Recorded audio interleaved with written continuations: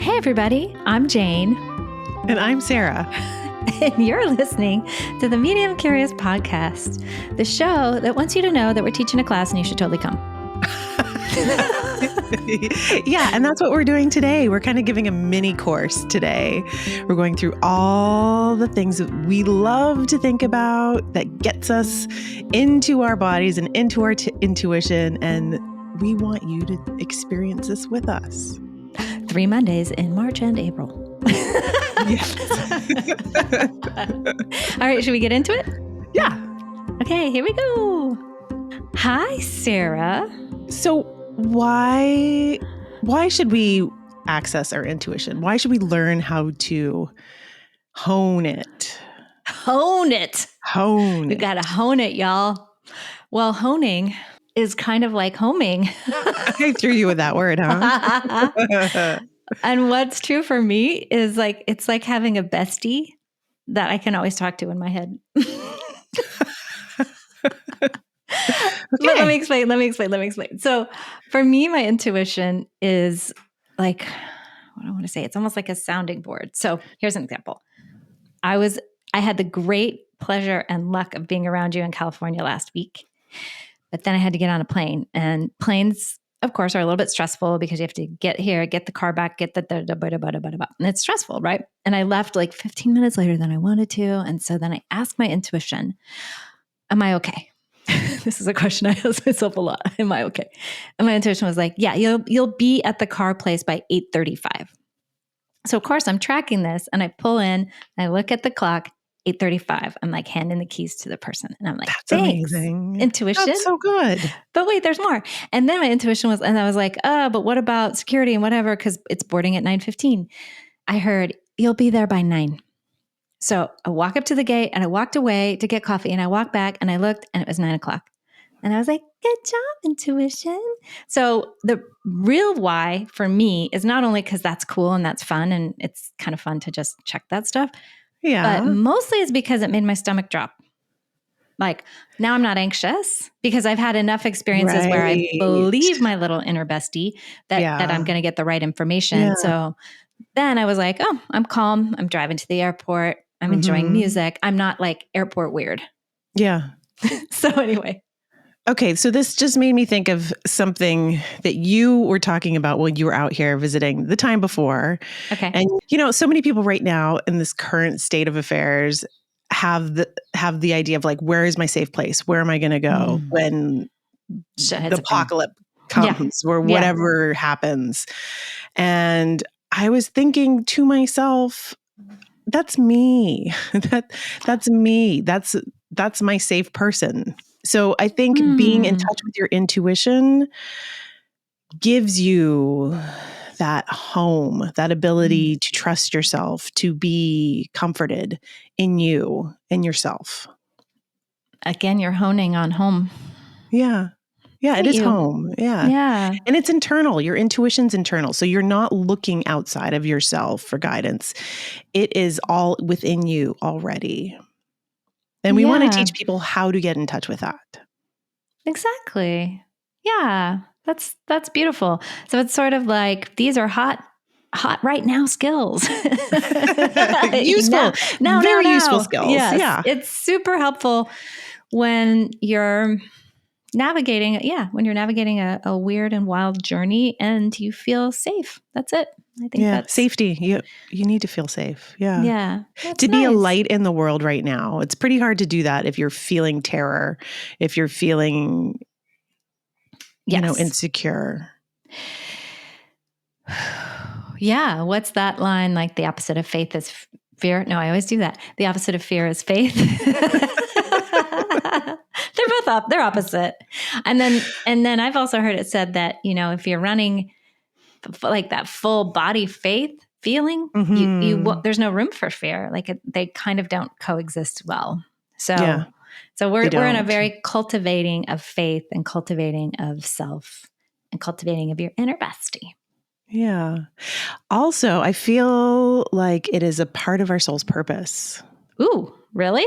Yeah. To be the biggest, bestest expression of ourselves. And part of that is really knowing ourselves, being students of ourselves, getting in touch with our intuition is really a huge part of that. Okay. That's great, Sarah. So I know we're going to teach this in the class, but can you give us like a little tip on how we do that? How we start to understand our own energy and know ourselves? Well, understanding how we're feeling all the time. So at any point in time, understanding where our energy is, what our energy is doing, as opposed to other people's energies. You talk a lot about calibrating our energy. Can you explain what that means?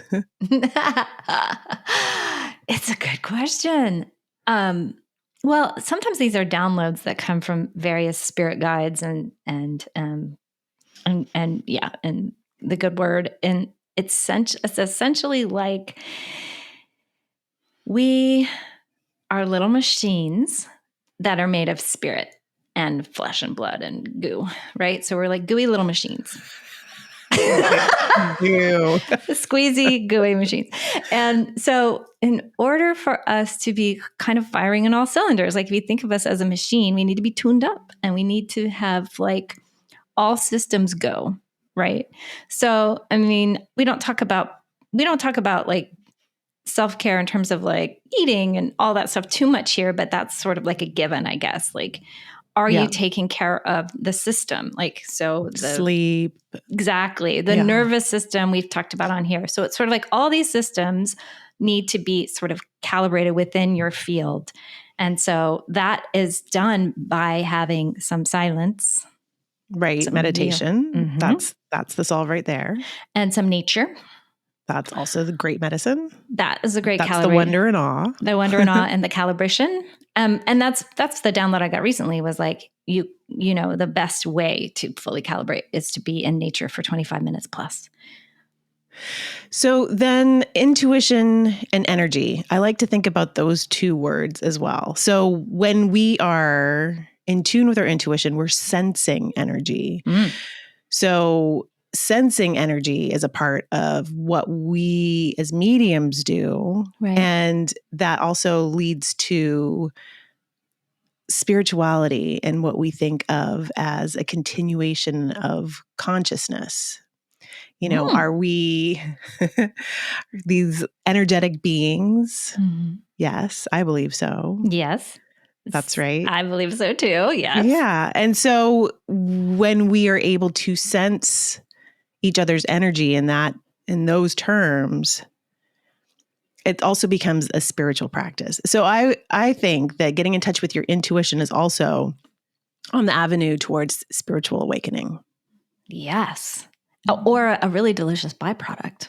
One of the two. It's chicken or eggy to me because I feel like I think a lot of what we'll teach is how to trust. How to trust. So that brings up the imagination. Oh, right? Yeah, 100%. Yeah, because our imagination is what deciphers the information that we're getting. Okay, but can I just sidebar for a quick second? Please. So you know how yesterday we did that group reading? Yeah. And we had like a nice dozen folks on the call. Lots of you beautiful listeners. We love you. We love you. We love you. And there was a sweet woman who came in, and inside my imagination was my old neighbor from when I grew up in Texas. It was my, like all of our besties were different ages and their mom. And it was an interesting moment because I was like, but what about her? Because I knew her name. Right. I knew what she looked like. I knew what she did. I knew what her energy was. So it was beautiful because she was absolutely present in my imagination. But then I had to go to the next level of like, why is that coming in? Dear one here. Yeah. So I unpacked it a little bit on the call, and it's still slightly mysterious. But then get this, Sarah. So my friend who could understand that spirit, and it turned out to be that she was at that woman's celebration of life that very day. Wow. So that's the mama that was coming in for her. It was actually one of her dear friend's mom. And I sent her a picture of my neighbor today. And she sent me pictures of the mama, Bobby. and they had the exact same glasses. Oh, no way. They both had perms. So I was like, well, I'm not sure I was going to get to the perm or the glass. You know what I mean? So anyway. Yeah. So that popped into your imagination. Right. It was very vividly. It was a very visual, very vividly, the same thing happened to me too. When I was reading, I got a name, which is always such a miracle. But I was seeing the name of a medium, and I was seeing Marie. And I knew the last name didn't apply to the reading that we were doing. I was like, why am I seeing the name Marie? And I was like, okay, I have a woman here. I feel like her name is Marie. And automatically, I know who that is. I was like, okay, glad. That was crazy. Her name was Rhea. So you said Maria. Oh, Rhea, yeah. Yeah, it was Rhea. So it was cool. It wasn't even. Okay. It was, but it was because you said Maria. Oh, I didn't even remember heard that. Rhea. Yeah. Isn't that cool? It's amazing how that all works. And it's just trusting and going with the flow. Massive trust. Right. I also want to talk a little bit about how we've been led to believe that our imaginations aren't to be trusted. That's right. We've been trained to rule out our imagination, and we're only allowed to believe in what is told to us by experts or what we can read in books, or if we have a degree in it, someone with PhD or scientists. Don't get me wrong. I love science, but I can't, that's all I'm allowed to believe in. That's pretty limiting. Yes. So that's really disconnected us from what should be our first impulse. Wow, amazing. So so you're saying that sort of like there's been a injection of mistrust, like that in the imagination, in our own, but in our own truth. Yeah, because so we always question ourselves, and we've talked about this before making decisions, polling everyone around us. Yeah. Instead of just going inward and what our knowing is and trusting that. Yes, exactly.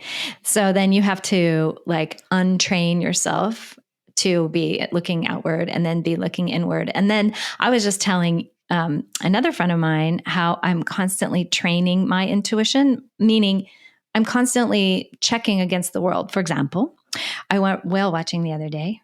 And I turned, and this was very exciting, even though I live on an island with whales. I've never done this. And so it was a little bit of a celebration of my husband's birthday. We went and jumped on a boat for a couple hours. And I said, we're going to meet 8 whales. And that's because intuitively, that's what I thought was true. But I said it out loud, to test it. So it's like I'm constantly I'll do this driving to the dog park. How many dogs are going to be there? 5. Does that include my dogs? No. Yes. No. Yes. 5. Then I look for the 3 dogs. Oh, there's only 2. As we're about to leave, here comes the 3rd. Okay, 5. So it's just like I'm in that game. I gamify it so that in the harder moments of stress or anxiety, I can actually know that little voice. And to answer your question, which you didn't ask, there were 8 whales. I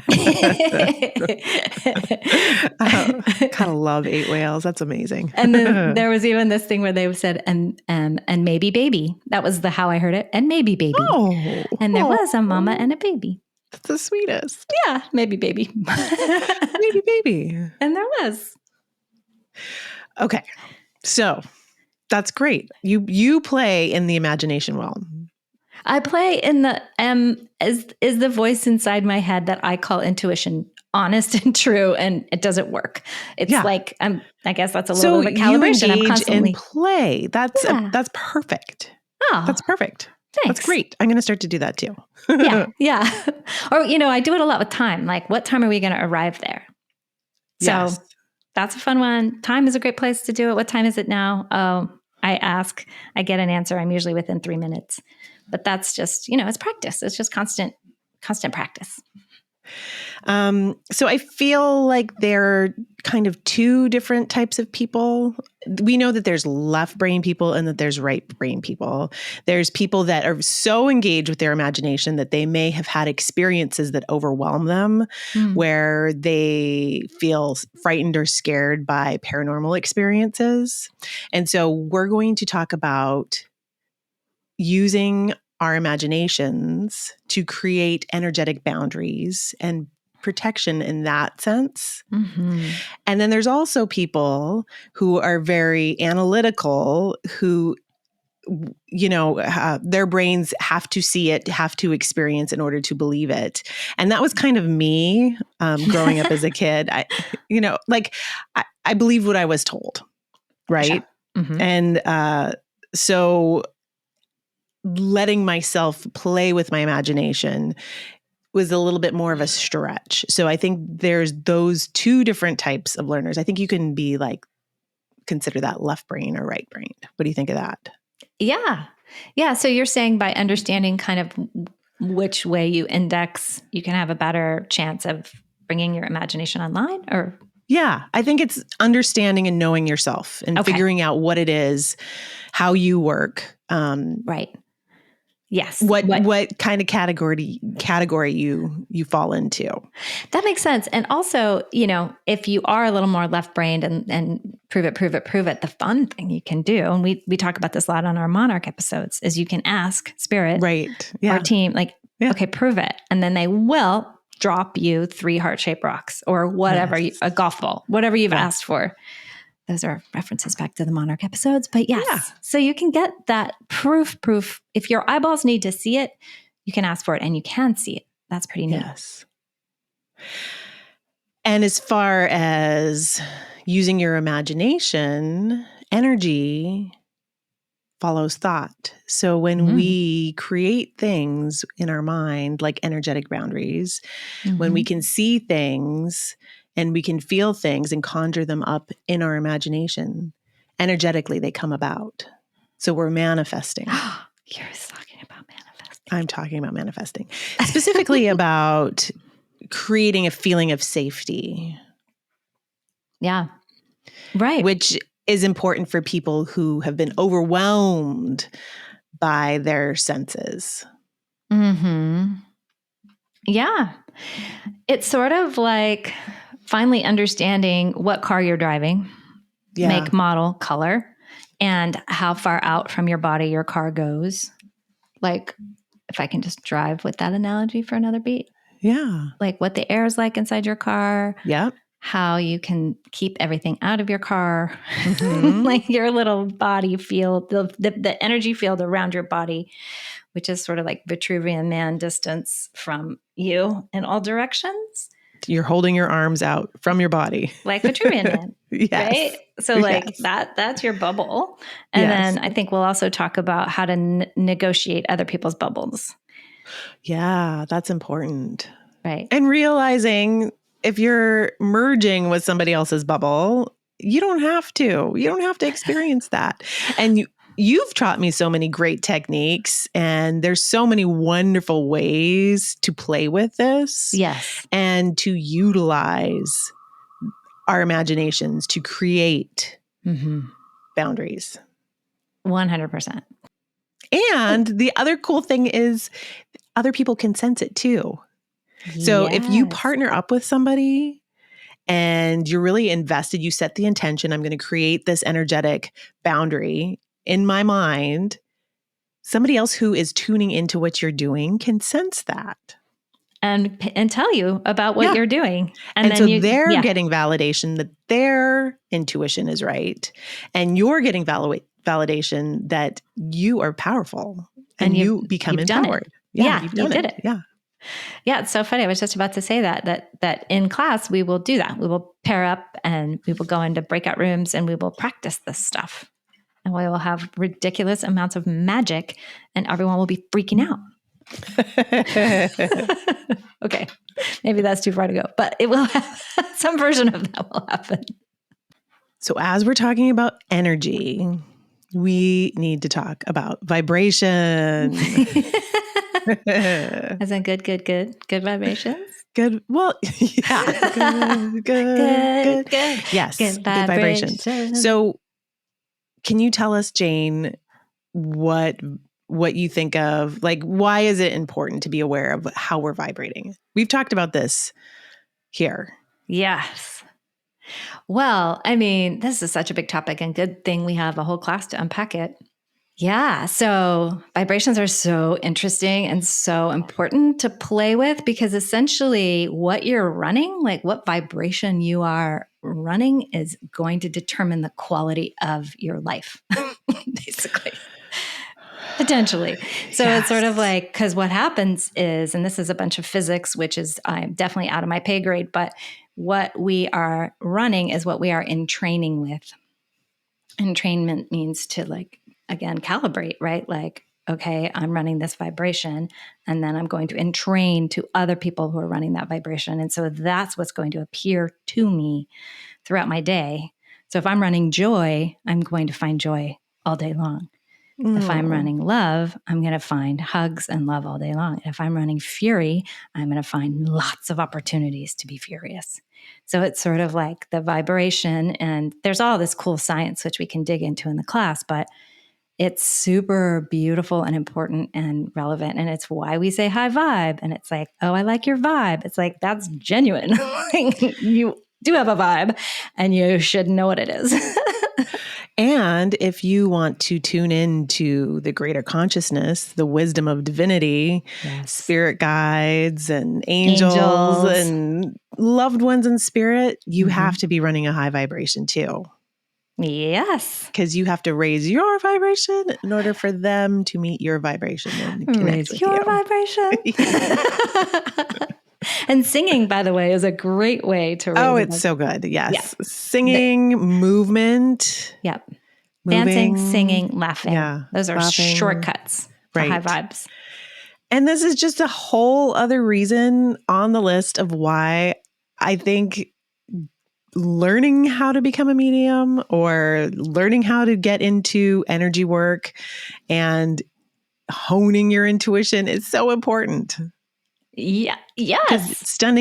Understanding vibration is really essential to living a life where you can manifest everything you want. Is that right? Now I'm talking manifestation. You are Jane. freaking me out. I love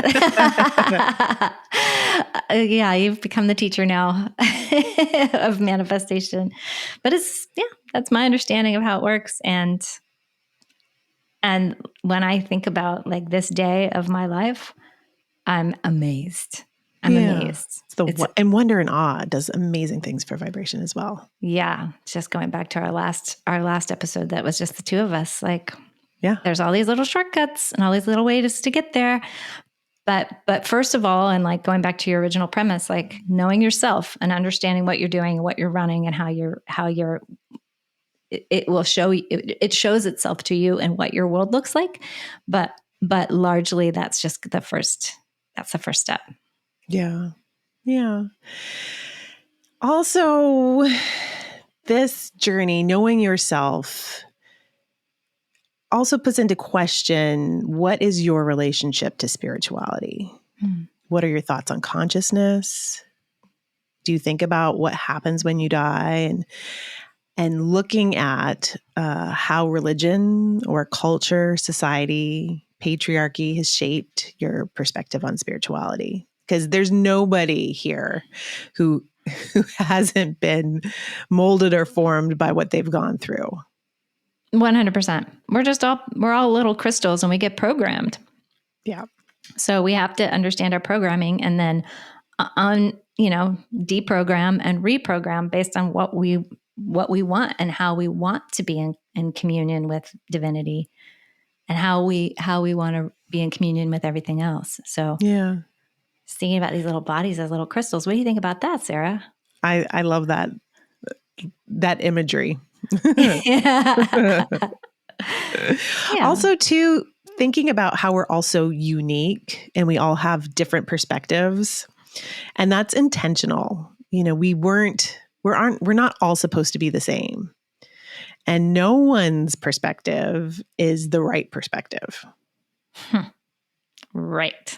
And there, I guarantee you, there's several people running around who think that their perspective is the right perspective. Yeah. Be suspicious. No, for sure. I think that's, and I think that's kind of the fun of it. Like, here we are getting ready to teach this class and we can't wait to see you there. And that there's a humility in it. like, this is what we know right now, right here in 2025. And this is all this cool shit we've learned, and we can't wait to download it for you. But this is all up for grabs. Like, I think that's part of what's fun, and also right? moving through things with curiosity and Yes. a playful nature. Yes. And experiential and experimental. Yes. So the curiosity is killing no cats. It's just bringing us into all these playful spaces where we can kind of keep testing our hypotheses and being little scientists as we move throughout the world. Like, is that true? How is that true? Were there 8 whales? 100% 8 whales.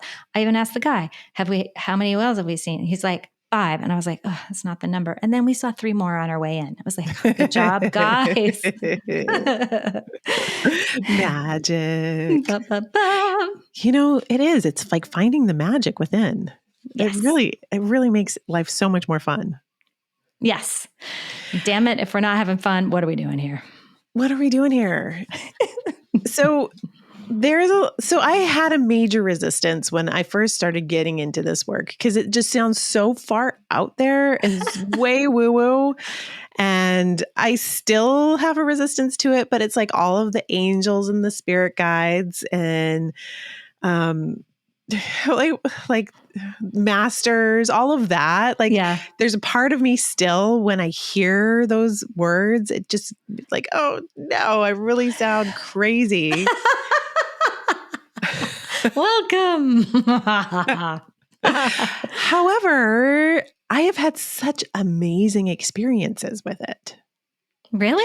Yes. I mean, I've told you how I was meditating. So we will do meditations in the class, quiet the mind. We're going to do exercises where we get to the point where our brains are silent, and we're able to listen to wisdom coming in. And I have channeled Joan of Arc, Jane. Of course you have, Sarah. Have I talked about that? No. She gave me this amazing. I need to find it. I need to find where I wrote down it was so wild. But then I just got a divinity deck, and 2 days in a row after that, I pulled Joan of Arc, the card. Oh my! I was like, of course. And she keeps showing up in different ways. Wait, that's crazy. So I know this was actually some time ago, but I'm so excited you're talking about this. So you were just in meditation, and Joan of Arc was like, "Hey, what's up?" How does that go down? Like, can you go back? Yeah, I need to go back and look at what I'd written. Yeah. So this is the beauty of writing. Yeah. While in a altered state. meditative state. Yeah. And I promised to bring it to the class and read it for everybody.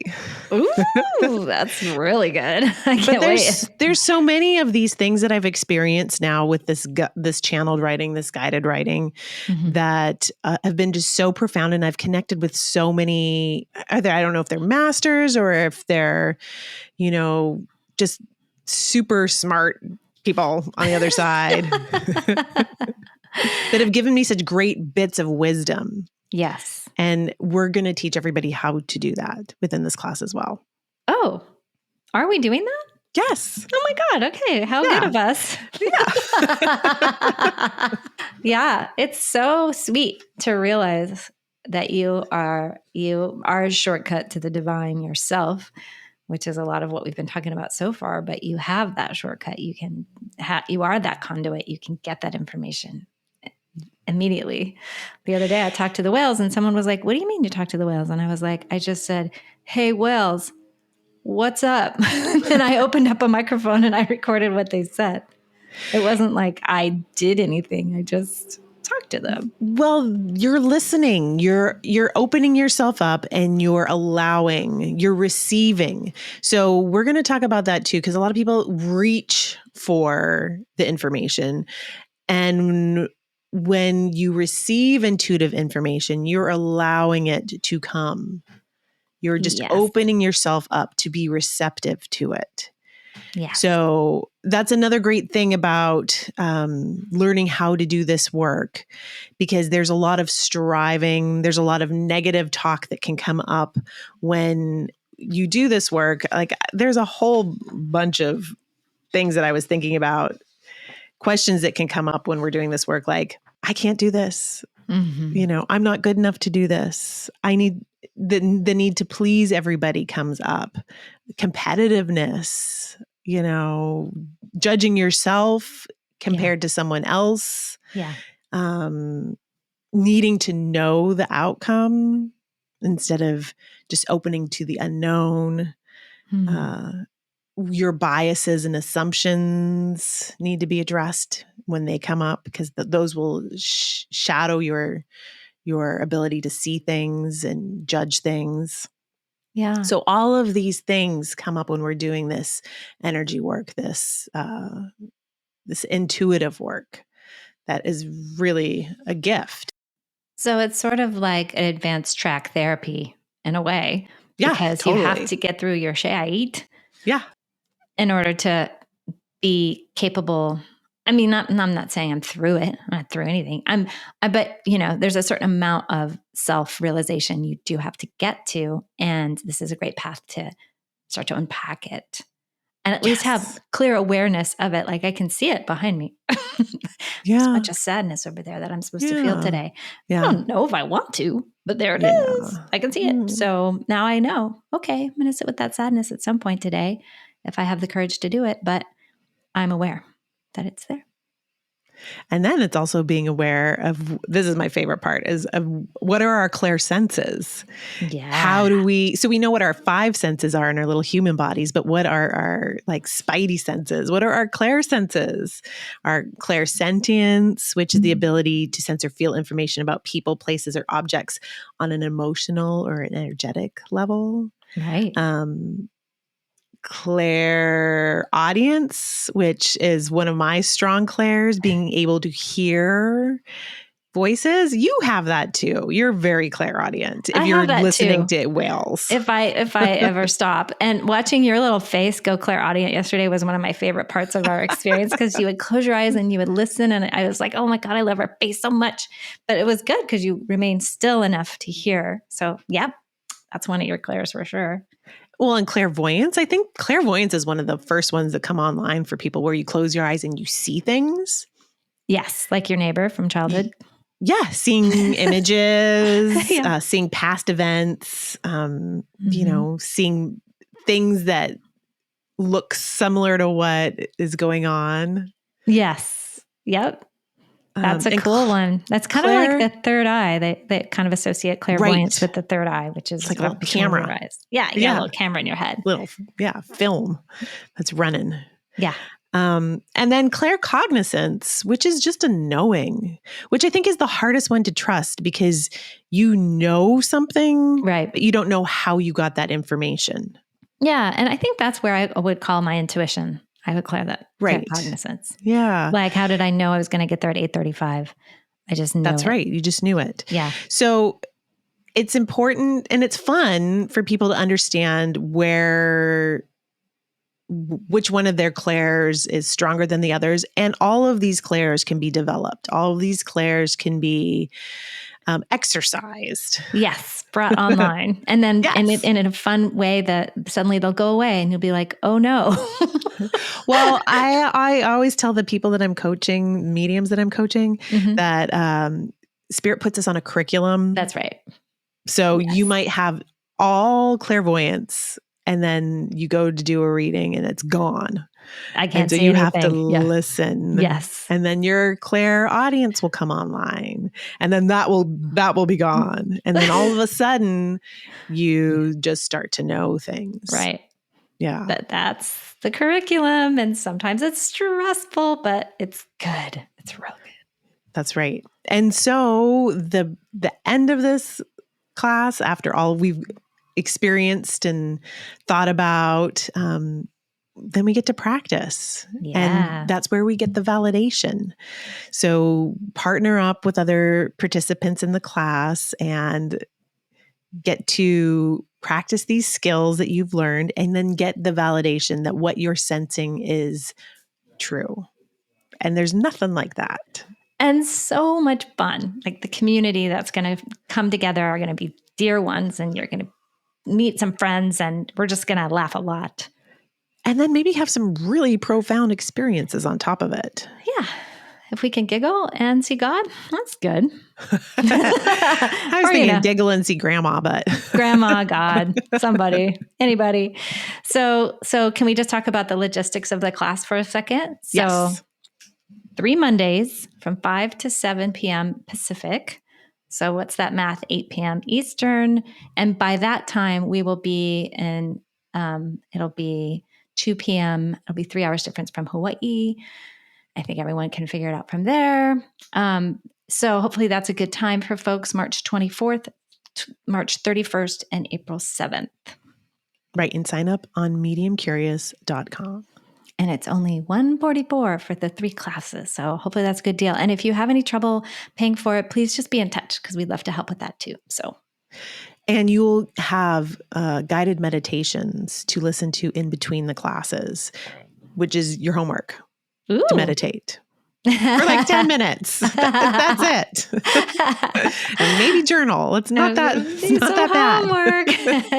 Some art supplies Trust me, it'll be well worth it.